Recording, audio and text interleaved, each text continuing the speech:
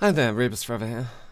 Time for something a tiny bit different, though recently everything has been different, so no real difference there. Too many use of the word different? Probably.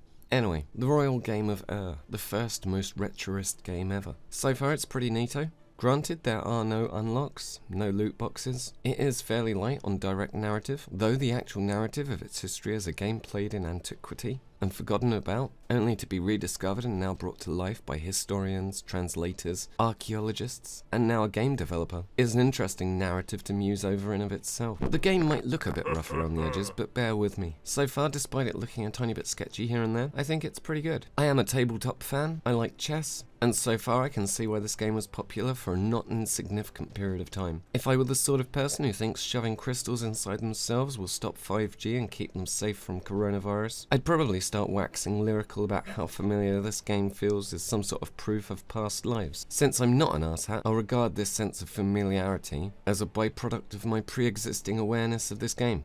Thanks to Professor Irvine Finkle and my previous encounters with his work and the translation of the cuneiform tablets that made playing this game in the modern age a possibility. In essence, the game of is a pretty simple affair based around getting all of your pieces to the end zone and off the board. The middle lane represents the battlefield, where the player whose turn it is may remove the opponent's pieces from the board if they land on them, and make them start again. It's basically a bit like Ludo and chess. I've never played backgammon, but probably that's a better frame of reference. You begin the game with no pieces on the board, and they are only allowed to enter the board when you roll for an empty space. It is pretty simple and intuitive after a few rounds, but provides lots of opportunities for dicking over your opponent. From here on in, I will start a game and explain my logic, hopefully, and after this you will have a vague understanding of the rules, and in a funny sort of way help resurrect a piece of history, and make it a living thing once again. So for now, let's just get on with it. Okay, so there's about to be a storm here, and all of the birds are making all of the worst noises ever, so this will be a real challenge for RTX voice. I'm going to start by attempting to create an online game, which has limited success in my experience. But, you know, we've got time. We can wait together, can't we? We can bond. How's everyone's feelings? I hope they're doing okay at the moment, staying safe and whatnot. I mean, I hope I'm not supposed to. Is this creating an online game, or am I supposed to be inviting someone directly? Because if I'm supposed to be inviting someone directly, I could be waiting a very long time. The dev was kind enough to send me 2 keys, but thought I'd try playing against a random. Okay, well unfortunately this doesn't necessarily appear to be a means of creating a random game for playing against whomever, or else perhaps there just aren't enough people playing because of this being a smaller game. Perhaps some combination of all the above. Anyway, let's have a game against an expert AI, and see if I can't beat one of the badges from Stargate at this. I have auto roll turned on because it just adds time, but you can turn it off. So, I've rolled a 1. This is the board. You go down the board this way and then up the central area, and then I wonder if he's going to do that a lot. And then down and off the board here. You need to get exactly the right number on the dice to get off the board. Otherwise you're moving another piece, or you can't go. This space here is like a fort, if you will. If you can get a piece to it, it's relatively safe. No one can capture it. And if you land on any of the flowers, you get another turn. So without further ado, I'm going to move one of my pieces onto the board. I rolled a 1, and thus I can move 1 space onto the board. He got a 3, and he'll do that. I've got a 4. I'm going to move one of my pieces onto the board, onto the flower, so I can get another turn. Rolling a 1, I can either move him onto the board, where he will become vulnerable to that piece. He'll be able to get taken. Or I can move this piece forward 1. I'm taking that option. Similarly, he's being cagey about getting his pieces onto the board. The center part of it, anyway. And so will I be. He's making a run for it, which I will not allow. Yeah. Did he just call me a... I'm going to assume that's some sort of ancient swear word that wasn't the C word. I've got a 1, so I can be a dickbag. And I shall. Okay, so I want to capture and occupy this middle space because it's power. So I'm going to get to there and potentially sacrifice this piece, who could have made a run for it. And he's still going to make a run for it. So now he's really got some catching up to do. 2 is one of the more likelier dice results. 3 a touch less likely. But no, it's still risky, so I'm gonna move him along rather than leave him in a vulnerable position. Turns out I could have been a bit more cash. Anyway, gonna move him forward another 2 spaces to get that flower there. Gonna move him forward 2 spaces, grab that flower there. And I'm gonna pop 1 more on the board. I could have taken him off, but he's safe. So there's no need. Ooh. Making a run for it. Probably can't do very much to catch him, so now we are in a much more equal position than we were. I think we're less likely to get a 1 on these dice. That was a slightly farty noise. So, it's a tough choice between bringing another piece on or just moving some people forward a little bit. I think I shall bring someone on.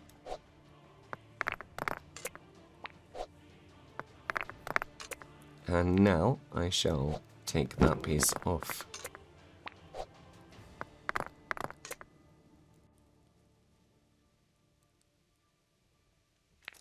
Let's continue his little run up the middle. Okay. I've been hearing that, like, noise intermittently for a little while, and I felt like it was probably this game. But I'm relieved that it definitely is, because I was slightly worried I was going mad. Let's see what this does. Okay. I can now speak Mesopotamian, which I didn't expect I'd be learning today.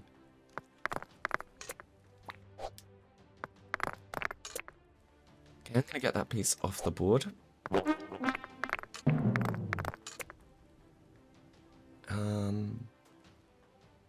And I'm going to move him forward a little. But you know, this is the game of air, and it's kind of amazing to be playing something that was lost for so long and is now here in digital form. Isn't that a bit crazy?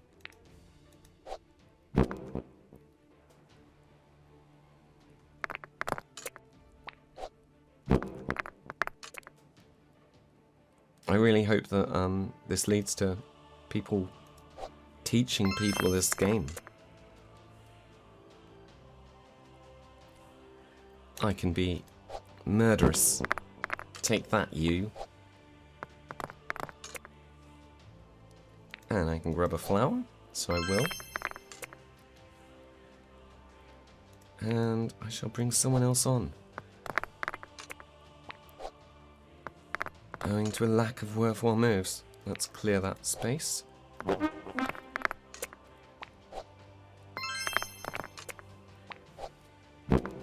That's some typical bullshit right there. Oh, it's 2. Okay, I get to be similarly irritating. Which is always a pleasure. And then it is smack the table. Oh. 2. Let's grab a flower. And let's take him out. At you too. I have to put someone else on, because I want to keep that center space. It's my, major strategy when I play this game. I think holding onto that space until the last possible moment is key to victory. Let's get this fella running. Okay, he's got a lot more on the board than me.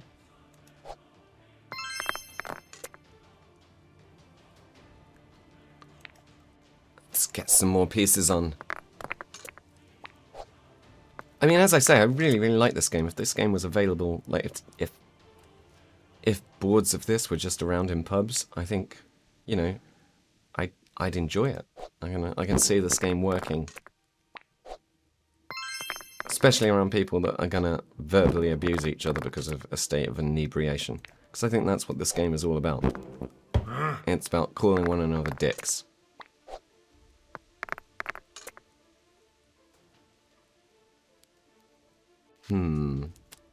Shall we make a run for it with this piece, or shall we bring someone on? I think I need a rear guard.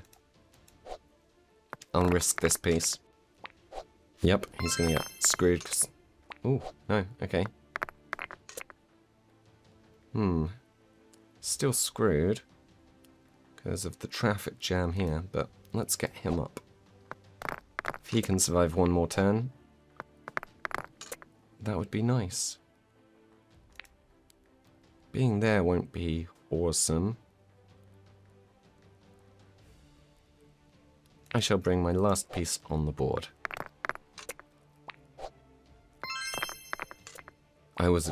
I'm rather surprised one of my pieces didn't die then. And pleased. That's rubbish.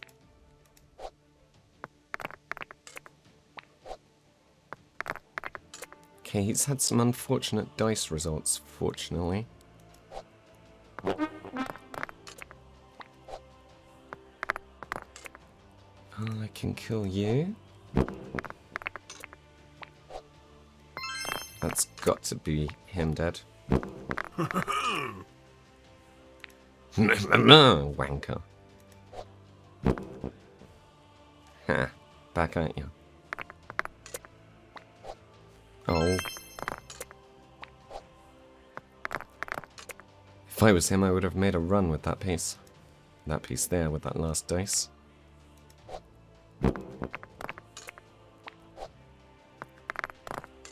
Not so now, are you?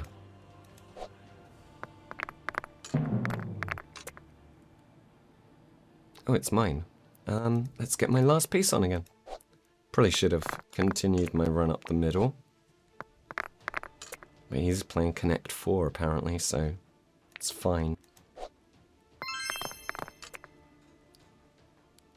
Just had a quick check on the corner to make sure he's the expert AI, and yes, he does appear to be.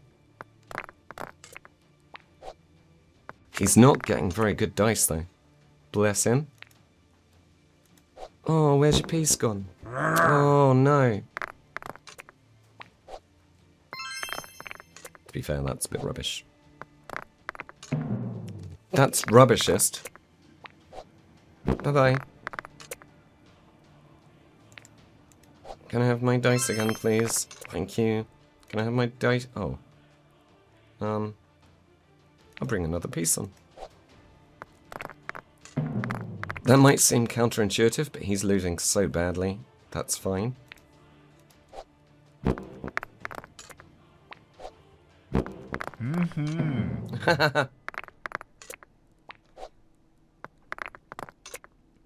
That was funny.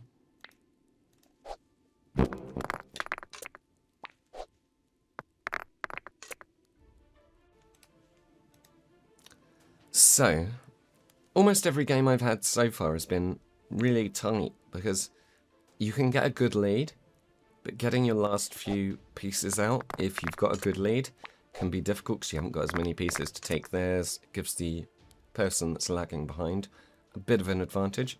I think that's how Mario Kart works.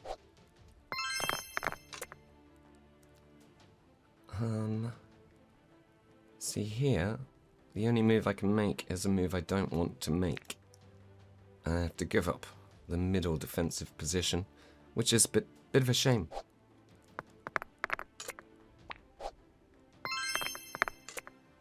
Bye-bye you. Dick.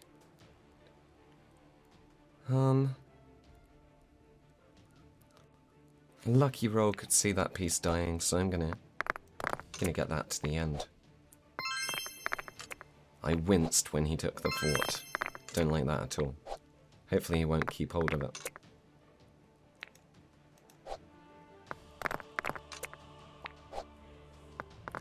Excellent. I'm gonna get him to safety. Although he was already safety on that road, to be fair.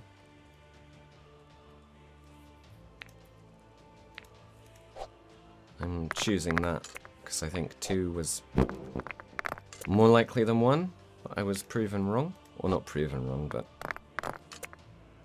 that's not how it worked out on this occasion. Oops. Sweet. And you die, to quote the Pixies.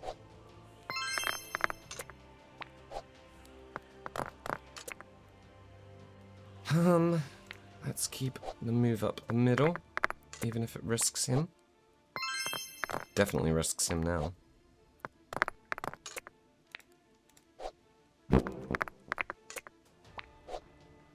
Dick. I mean, I keep on acting like I'm not massively ahead. Oh. Haha. Fair enough. That's right. Although I have given up the fort, so I'm not entirely happy about that, but it felt good. Okay, I'm going to get my other piece out, and then this last piece is just going to be sheer luck.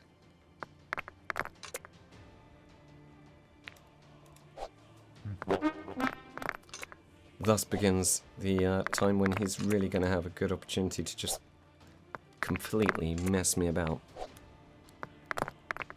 Hopefully I'll get some lucky rolls, and I'll get ahead of his pieces by a solid enough margin, but no.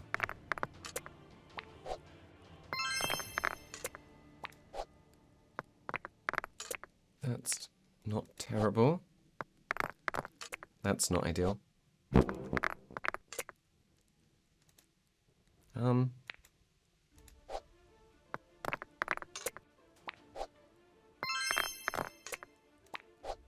Oh, yeah, he landed on a flower.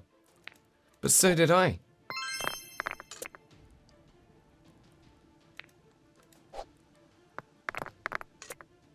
I feel tense. I want my last piece to make it home. I don't know how you feel. Please don't get a 1.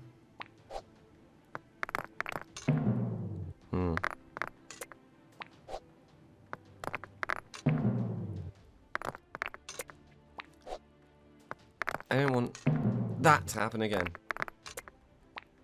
Oh no. Dick!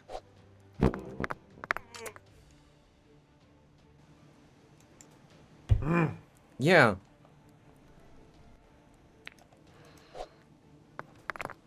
See, now it's getting tangibly close. And this is what the game does. I've had a few games versus expert AI. I've yet to play against people. But I genuinely feel like this game could ruin friendships. Maybe that's why they stopped playing it. I will get my last piece home. Oh, if he gets a 1... You... I'm gonna have to learn some Mesopotamian insults.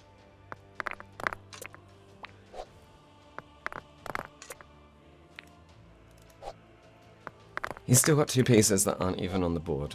I should bear this in mind.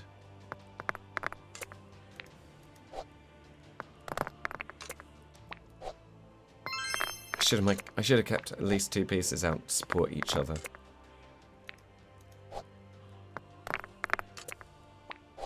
Go on, have your extra turn. He doesn't even put...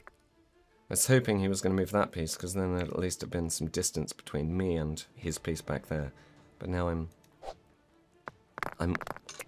so there we go. I mean, At what point would it start beginning to look churlish and like I can't handle things not going my way if I started claiming that the dice are rigged?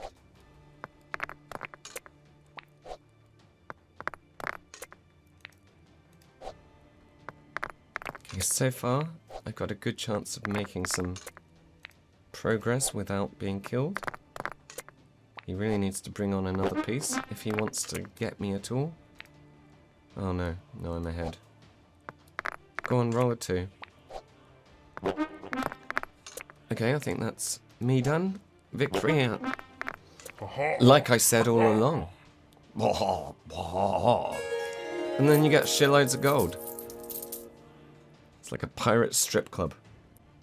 So yeah, that is the ancient game of or the royal game of If you like your history, I heartily recommend it. If you just like simple games, I heartily recommend it. But it's probably best to play it against someone.